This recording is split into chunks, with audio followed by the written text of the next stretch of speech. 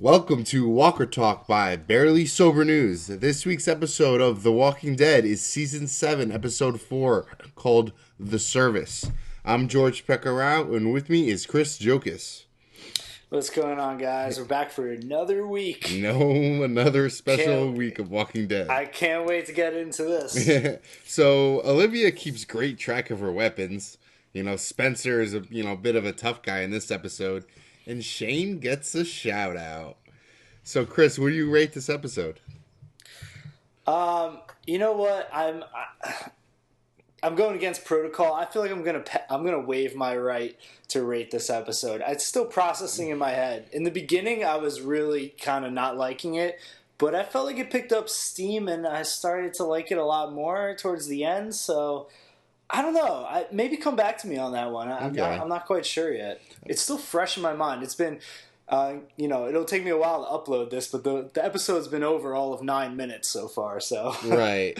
I mean, I'm gonna give it like five, because it was 60 minutes of them looking for the guns, like him visiting, and then the last 25 minutes were pretty interesting. Like, you're right. Like, it was kind of cool. Exactly. I felt like the last 25 were the best. So it's just like, I don't get why they couldn't figure out how to get it in an hour.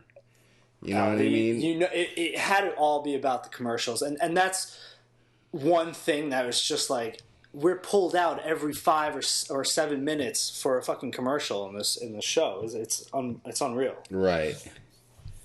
I mean, and I don't know. Like, I'm watching, like, I don't know. I feel like the first 10 minutes could be cut out and other things I'm visiting. I don't know. And you know what could have definitely been cut out of this entire episode is the entire subplot line with Michonne, the entire subplot line with Rosita and Spencer, minus at the end when Spencer and Rick kind of had that little, like, little showdown with each other. Right. But we didn't need to see Spencer and Rosita out in the wild, like, killing zombies. I mean, it was just a way to fill time. Yeah, but what are they filling time for? They could have just made a shorter episode. Like, I don't know what their point of showing Spencer. I don't know. Maybe they want to show Spencer because he was talking back to everybody in this episode and being. Well, he's cool. always been a little bit of a bitch, Yeah. I don't know. It's too many commercials, and I think that's the only reason why they stretch these out every once in a while, is to make that extra ad money. And that's the same reason why I've been slowly just like starting to hate AMC and The Walking Dead more and more, is because I just see these tactics that it's like they're not trying to tell a great story. They are trying to make a lot of money and get a lot of ratings and get a lot of ad time. I feel like we need to fucking stand up and make Walking Dead great again. I think that's a fantastic idea. I don't know how we're gonna do that, but I mean, the thing is, they can, because it does have such a fan base and like a fanatic fan. So it's like they can easily just do whatever, and people are gonna watch. Like, I'm not happy with these episodes. I mean, if you heard me say last week, it's just nothing's happening right now, and but people are still watching by the thousands, millions, or whatever who's watching. Well, the problem is they have they have a lot of nuggets here of the best story that they've had in so long. Because if you think about The Walking Dead, it's kind of been an aimless show, and it always has been. There really hasn't been like a goal. For a while it was like the goal was like to find a safe place to live, but they've been living in a safe place. And now it's like the show kind of has a goal again. Now we have like a main villain again. We have a couple of like storylines and plot lines that have some potential, but it's just they just drag it out. And like I didn't even record with you last week because an entire episode about Daryl being it's a prisoner is just like, dude, come on, show that for like 10 minutes and then move on to some other stuff. You're right. I mean, there is season 7. Like, how much are they trying to drag out? Like, how many seasons are they trying to make? You know what I mean? They want to do like 20 seasons of The Walking Dead. They never want it to end, according to the producers. Wow. But it's just, they could do that, but they're not going to be able to do that because they're going to, already their ratings this season, I looked it up, the premiere had a bunch of people because obviously everyone wanted to know who Negan killed. But after Right. that, it's been dropping. No one gives a shit anymore. Right. Yeah, so they guess need to pick up steam again. I mean, we even said before, even time before each episode, we're like, I don't want to watch. Like, Yeah, I know. But okay, so I guess like that's just proving our passion for how negative we're starting to feel. But let's actually get into this episode now because right, it was a 90-minute episode, and there are a few things that we can talk about here. right. So, what do you want to talk about? That the fact that Negan took all their guns and like I guess they're kind of helpless more than I guess they feel helpless because they're probably more reliant on their weapons. Yeah, so if I had to say what the point of this episode was, it would have been to show that, like, without a doubt, Negan is now in charge. And even Rick is like, yep, Negan's in charge. Right. So I mean, it's just like they're taking, and the whole thing about they took all their mattresses and then they burned them on the side of the road. Like they don't need their mattresses, but they're taking them anyway. So it's like saying like, hey, like we're gonna take this like comfort or this like luxury that you guys have, and we're just gonna get rid of it. Like we don't even need it. Yeah, it's just, like, super disrespectful and totally just, like, yeah, just being dicks without for no Right. reason. I mean, they wouldn't have. I guess they wouldn't have found out about the mattresses unless I don't know where they burned them, but Michonne just happened to see the smoke. It does seem like a weird thing. I mean, come on, who doesn't need more mattresses, you know? Right. Like, I don't know. With all the thousands of people that are with Negan, you would think that they're short mattresses. But I guess they don't have the room and they don't need them. I mean, I guess they don't want them to have it. So, yeah. so what do they have now? Like, I'm surprised they didn't take Michonne's katana, but they all have my little knives now. Yeah, they have they were left with their knives, and they were also left with their food, which was right kind of surprising. And I think one of the interesting things about Negan as a villain is that he comes in when you first meet him, obviously very very strong and by far the most like evil person they've come up against. But as you get to know him more and more, you kind of unwrap these layers, and he's not really that bad of a guy as like he comes off of as first. And I think like they're showing little nuggets of that here and there. Like he didn't force Rick to cut Carl's arm off.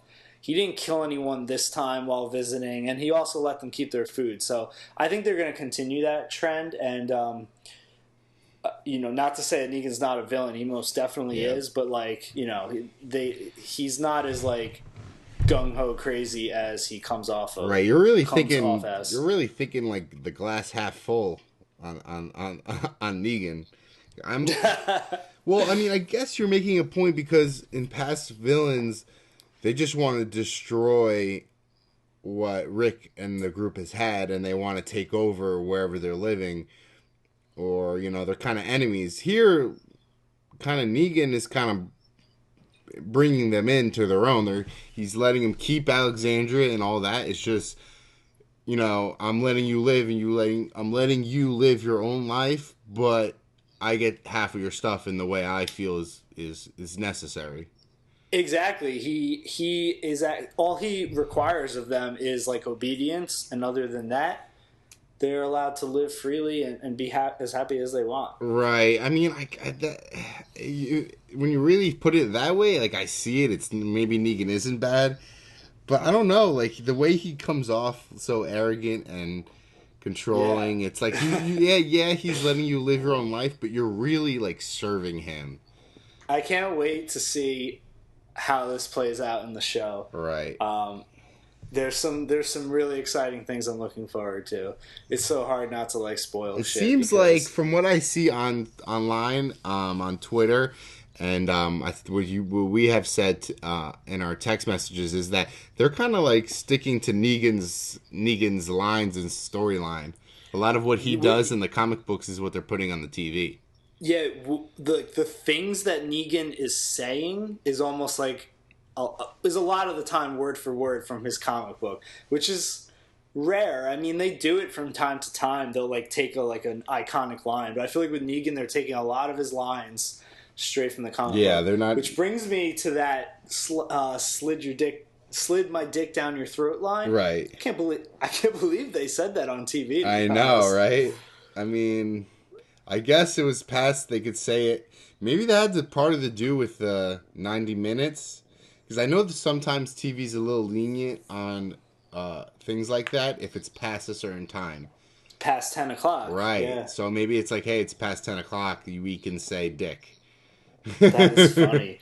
But it wasn't like they just said dick. It was the whole phrase of slide my dick down your throat. Right, because that's very adult, sexual. Yeah, that is so adult.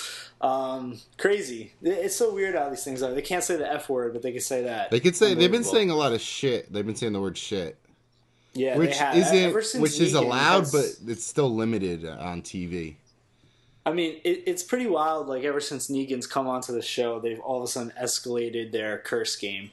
I mean, they've never cursed on The Walking Dead, really. You know, right. I think didn't Merle used to curse a little? He would say like some messed up stuff. I don't know if he directly cursed like Negan does.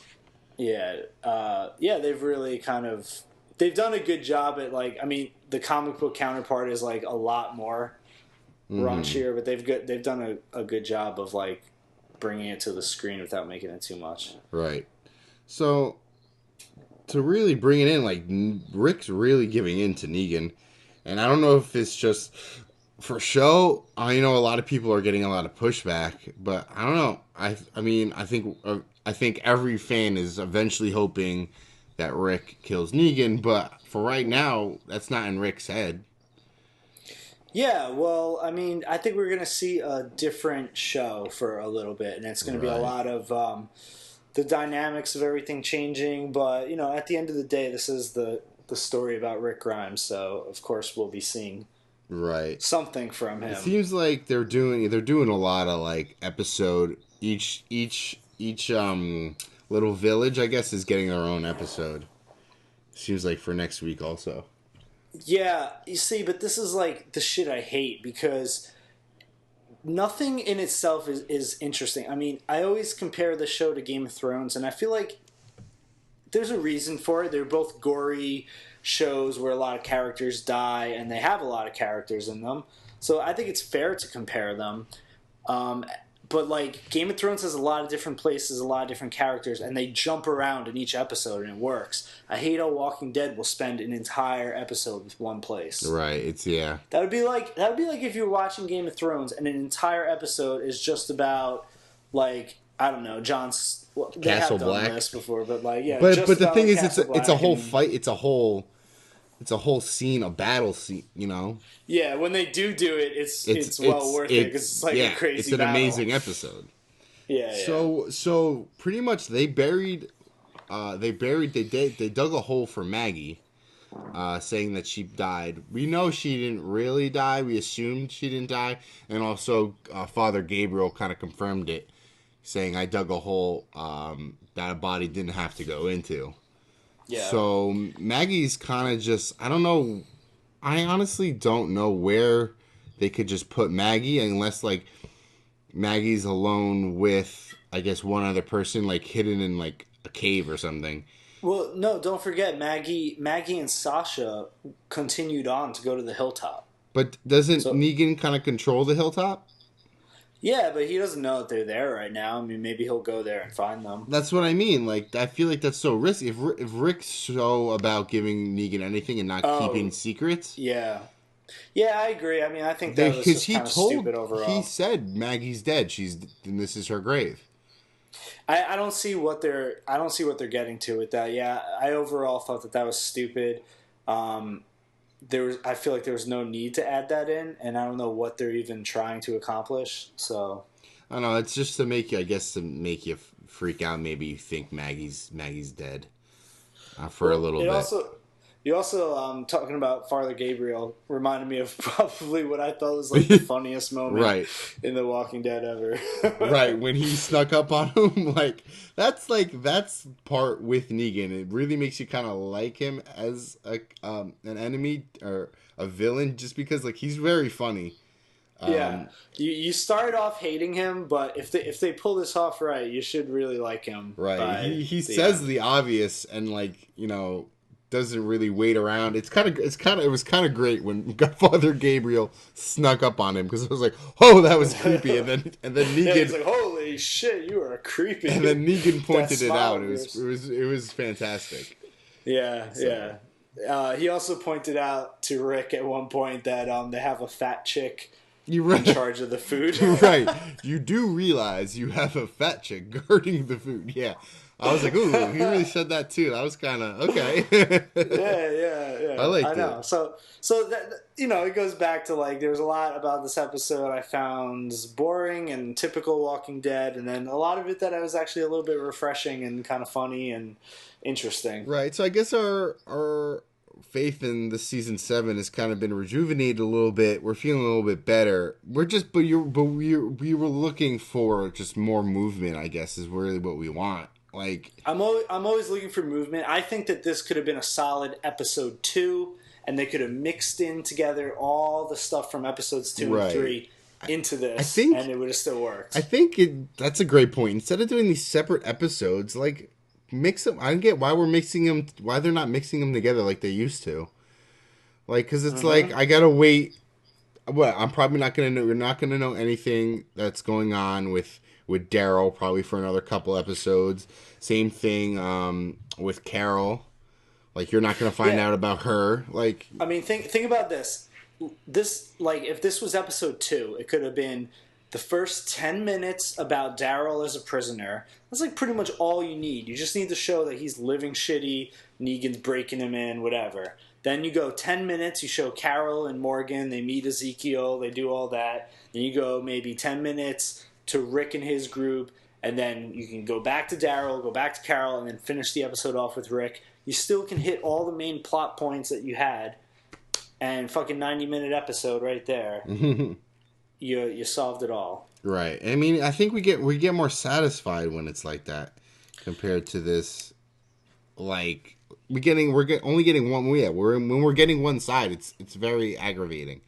Yeah. So Yeah. And I mean, I always preferred to see Rick's story. I find that to be the most interesting because we started the show with Rick. I hate when we have a whole episode about a side character.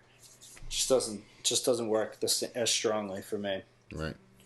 So you got anything else you want to close up about this week?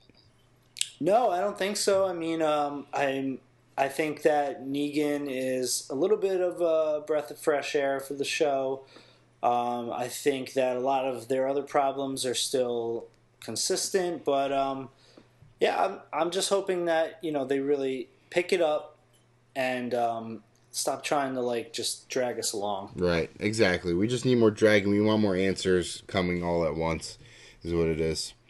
So this week has been Walker Talk, brought to you by Barely Sober News on season 7, episode 4 of The Walking Dead, called Service. I'm George Pecoraro, and with me is Chris Jokas. Check us out on Twitter and Instagram at Barely Sober News. And until next week on Walker Talk, I just slid my dick down your throat. What a way to end. What a classy way to end.